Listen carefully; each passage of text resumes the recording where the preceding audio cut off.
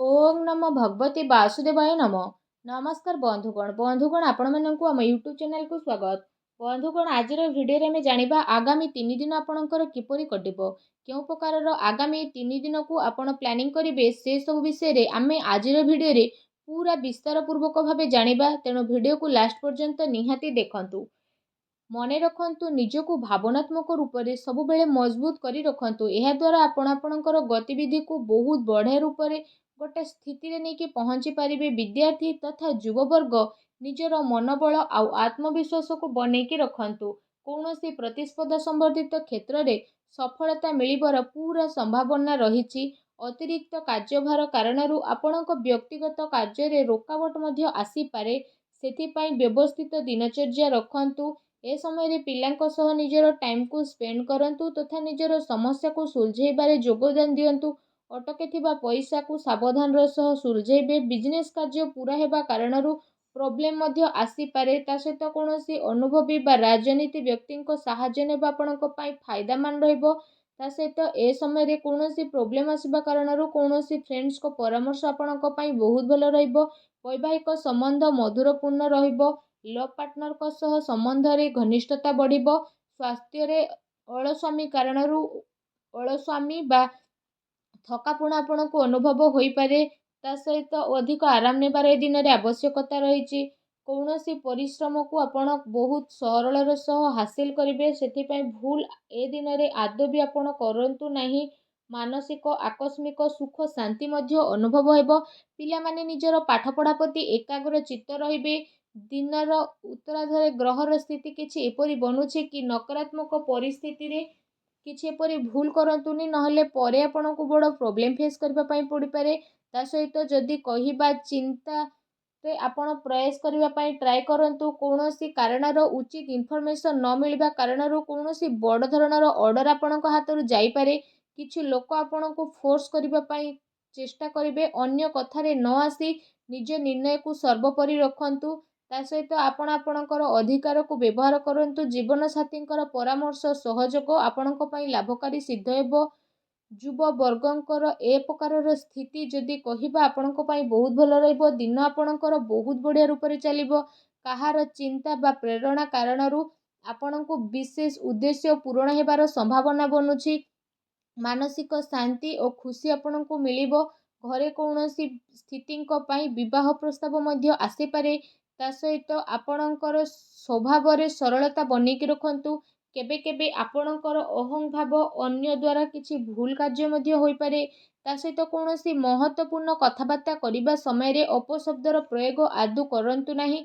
एहा द्वारा आपणकर मानहानि होई पारे। व्यावसायिक गतिविधि रे उचित परिणाम मिलिबो। ता सहित शेयर संबंधित बिजनेस रे आपणको ए दिन रे फायदा मिलिबो। चाकरी पेशा लोकों को निज इच्छा अनुसार कौनसी बड़ धरणर ऑर्डर मिली पारे। घरे सुख शांतिपूर्ण माहौल रहिबो तथा आपसिक सामंजस्य मध्य बहुत भलो रहिबो। किंतु प्रेम संबंध रे स्थिति आपणकर परिवर्तन नहीं आसुची। पूर्व किछि समय रु चली आसुतुबा द्विविधार समाधान हेबा कारणरू आपणको खुशी मिलिबो। आपण आपणको निज कारण द्वारा कौनसी स्थिति को बदलै परिबे। आर्थिक तथा आध्यात्मिक गति रे निजर आस्था ध्यान रखिबा कारणरू आपणकर व्यक्तित्वर अवधि रे निखार आसीबो। ता सहित आपण आपणको कार्य रे रोक लगैबार अछि, नचेत आपणको प्रोब्लेम आसे उद्धार देइथिबा पैसा फेरिबा पई बहुत मुश्किल रहिबो। जदि कहिबा बहुत बड़ धरणर प्रोब्लेम आगो को आसुची।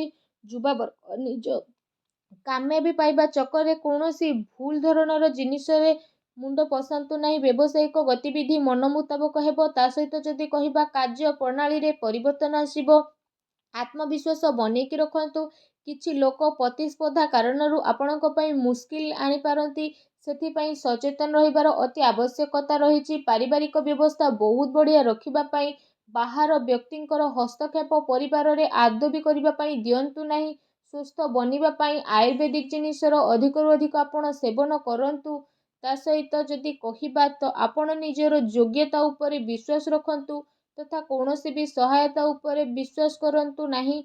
जदि विशेष भाव में कहिबा एहा द्वारा आपणको बहुत भल परिणाम प्राप्त हेबो। आपणकर भल परिणाम और दिनचर्या आपणको व्यक्तित्व रे आसीबो और परिवर्तन नेकी आसीबो। ଗ୍ରହଙ୍କର ସ୍ଥିତି କିଛି ଏପରି ରହିଛି ବିନା କାରଣରେ ଆପଣ ଟେନସନ୍ ବା ଚିନ୍ତାରେ ରହିବେ। ଏ ସମୟରେ କାହା ଉପରେ ଆଦୌ ବି ଭରସା କରିବା ଆପଣଙ୍କ ପାଇଁ ଠିକ୍ ହେବନି। ଅନ୍ୟର ପରାମର୍ଶ ଆପଣଙ୍କୁ ଭ୍ରମିତ କରିପାରେ। ଠିକ୍ ହେବ କି ନିଜକୁ ବେଷ୍ଟ ରଖିବା ପାଇଁ ଟ୍ରାଏ କରନ୍ତୁ। କୌଣସି ପ୍ରକାରର ବ୍ୟବସାୟିକ ନିର୍ଣ୍ଣୟ ନେବା ପୂର୍ବରୁ ସମୟ ଅନୁକୂଳ ରହିବ ନାହିଁ, ଆପଣଙ୍କୁ ଘାଟା ହୋଇପାରେ। ଏହା ସହିତ ସାଝେଦାରୀ ସମ୍ବନ୍ଧିତ ବ୍ୟବସାୟରେ ନିଜର ପାର୍ଟନରଙ୍କ ସହ ପାରଦର୍ଶିତା ରଖିବାର ଆବଶ୍ୟକତା ରହିଛି। ଏହାଦ୍ୱାରା ଆପୋଷିକ ସାମଞ୍ଜସ୍ୟରେ ସୁଧାର ଆସିବ।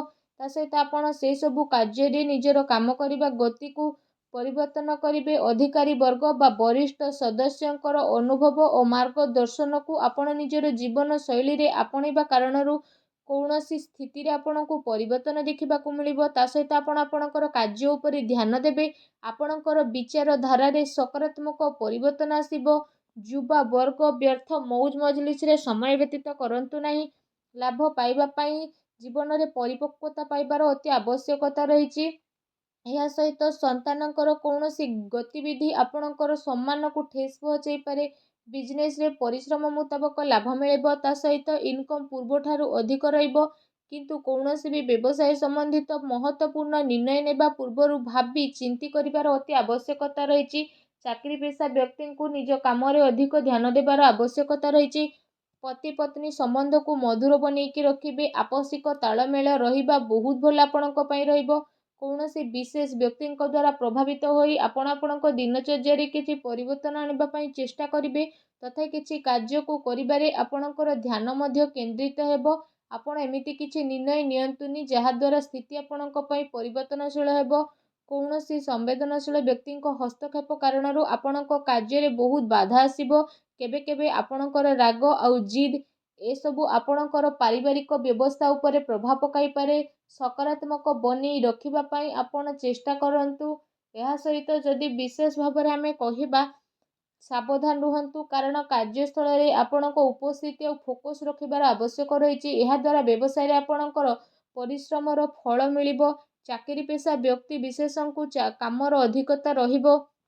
ଏହା ସହିତ ଯଦି କହିବା, ପାରିବାରିକ ସଦସ୍ୟଙ୍କର ବ୍ୟକ୍ତିଗତ ଦିନଚର୍ଯ୍ୟାରେ ରୋକଠୋକ କରନ୍ତୁ ନାହିଁ।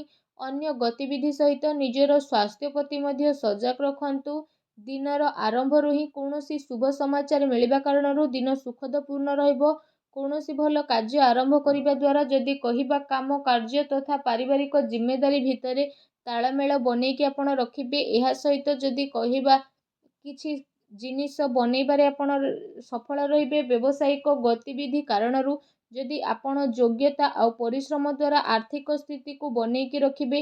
ମାର୍କେଟିଂ ସମ୍ବନ୍ଧିତ ଗତିବିଧି ଉପରେ ଅଧିକ ଧ୍ୟାନ ଦେବାର ଆବଶ୍ୟକତା ରହିଛି। ଲାଭଦାୟକ ସ୍ଥିତି ବନିବ, ଯାହା ଭବିଷ୍ୟତରେ ଆପଣଙ୍କର କାମରେ ଆସିବ। ସେଥିପାଇଁ ଯଦି କହିବା, ଯେଉଁ କାମ ପାଇଁ ଆପଣ ପ୍ରୟାସ କରୁଥିଲେ ଏବେ ସେହି ସବୁ ସମ୍ବନ୍ଧିତ ଖୁସି ଖବର ଆପଣଙ୍କୁ ମିଳିପାରେ। କିନ୍ତୁ ଅନ୍ୟ ଉପରେ ଆଶା ରଖିବା ଠାରୁ ଆପଣ ନିଜର ଯୋଗ୍ୟତା ଉପରେ ବିଶ୍ୱାସ ରଖିବାର ଅତି ଆବଶ୍ୟକତା ରହିଛି। ଏହାଦ୍ୱାରା ଆପଣଙ୍କର ମନୋବଳ ବଢ଼ିବ। ପ୍ରପର୍ଟି ସମ୍ବନ୍ଧିତ ମାମଲାରେ କୌଣସି ସମସ୍ୟା ଆପଣଙ୍କ ସାମ୍ନାରେ ଆସିପାରେ। କୌଣସି ପ୍ରକାରର ଉଧାର ସମ୍ବନ୍ଧିତ ନେଣଦେଣ ଏ ସମୟରେ କରନ୍ତୁ ନାହିଁ, କାରଣ ବଡ଼ ମୁସ୍କିଲ ହେବ। ଯୁବା ବର୍ଗ ଫାଲତୁ କଥାରେ ଧ୍ୟାନ ନ ଦେଇ ନିଜ କାର୍ଯ୍ୟ ଉପରେ ମତଲବ ରଖନ୍ତୁ। ବ୍ୟବସାୟରେ ଯଦି କହିବା, ଆପଣଙ୍କୁ ବଡ଼ ପ୍ରୋବ୍ଲେମ୍ ଆସିପାରେ, ତେଣୁ ସାବଧାନ ରୁହନ୍ତୁ। ଅନ୍ୟ କଥାରେ ଆଦୌ ମୁଣ୍ଡ ପୁରାନ୍ତୁନି। ନିଜ କଥା ଉପରେ ନିଜେ ଫୋକସ୍ ରଖିବା ପାଇଁ ଟ୍ରାଏ କରନ୍ତୁ। ନିଜ ଜୀବନରେ ଖୁସି ବନେଇ ରଖିବା ପାଇଁ ଭିଡ଼ିଓକୁ ଲାଇକ୍ କରନ୍ତୁ। କମେଣ୍ଟ ବକ୍ସରେ ଜୟ ଶନିଦେବ ବୋଲି ଅବଶ୍ୟ ଲେଖି ଦିଅନ୍ତୁ। ଧନ୍ୟବାଦ।